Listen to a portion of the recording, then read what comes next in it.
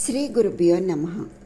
సర్వమంగళమాంగళ్యే శివే సర్వార్థసాధికే శరణ్యే త్ర్యంబకే గౌరీ నారాయణీ నమోస్తుతే. వసంత నవరాత్రుల్లో 6వ రోజు లలితా గౌరీ దర్శనం.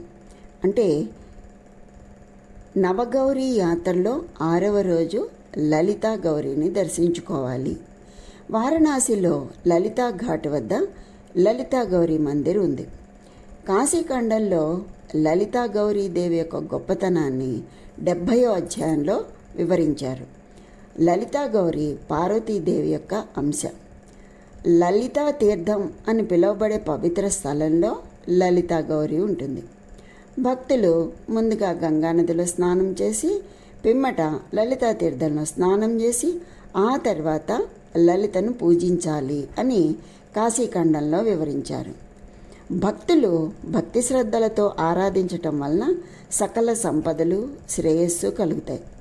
ఆశ్వేజ మాసం కృష్ణపక్షం ద్వితీయ రోజున అంటే 2వ రోజున లలితా గౌరీని పూజించడం శుభప్రదం.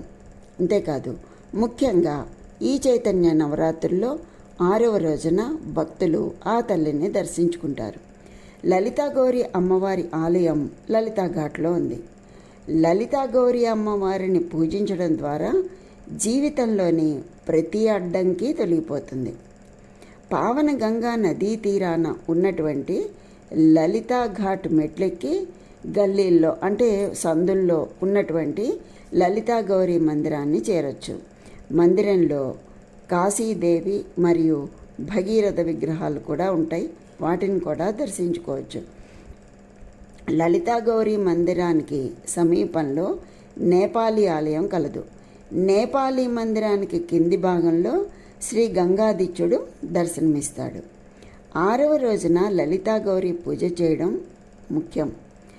భగవతి యొక్క ఈ రూపం దేవత అంటే ఈ రూపం ఉన్నటువంటి దేవత లలితా ఘాట్ ప్రాంతంలో కొలువై ఉంది అని చెప్పి మనకి తెలియజేస్తున్నారు.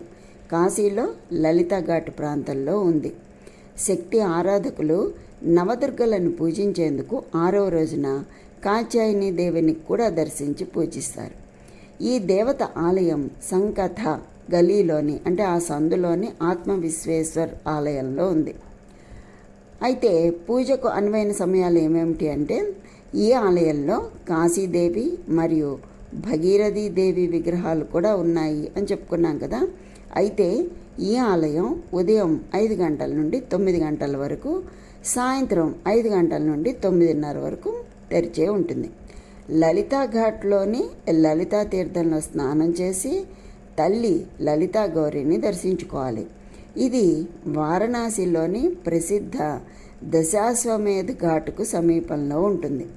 ప్రసిద్ధ నేపాలీ పశుపతినాథ్ మందిరం కూడా దీనికి దగ్గరలోనే ఉంది. అంతేకాదండి, ఇంకో ముఖ్య విషయం ఏం చెప్తున్నారంటే గంగానదికి అభిముఖంగా ఉన్నటువంటి ఈ చిన్న ఆలయంలో కూర్చోవచ్చట. అక్కడ కూర్చుని ధ్యానం చేస్తున్నప్పుడు అక్కడి యొక్క శక్తి ప్రవాహాన్ని అనుభూతి చెందుతారట. కనుక వీలైనంత ఎక్కువగా ఆ అనుభూతిని అంటే ఆ శక్తి ప్రవాహాన్ని గ్రహించడానికి ప్రయత్నం చేయాలి. ఎంతసేపు కూర్చోగలిగితే అంతసేపు అక్కడ కూర్చుని చక్కగా ఆ శక్తి ప్రవాహాన్ని గ్రహించడానికి ప్రయత్నం చేయాలి అని చెప్పి పెద్దలు తెలియచేస్తూ ఉన్నారు. కనుక ఆ లలితా గౌరీ యొక్క అనుగ్రహం అందరికీ కలగాలని కోరుకుంటూ రేపు మరో గౌరీదేవి యొక్క ఆలయాన్ని దర్శిద్దాం.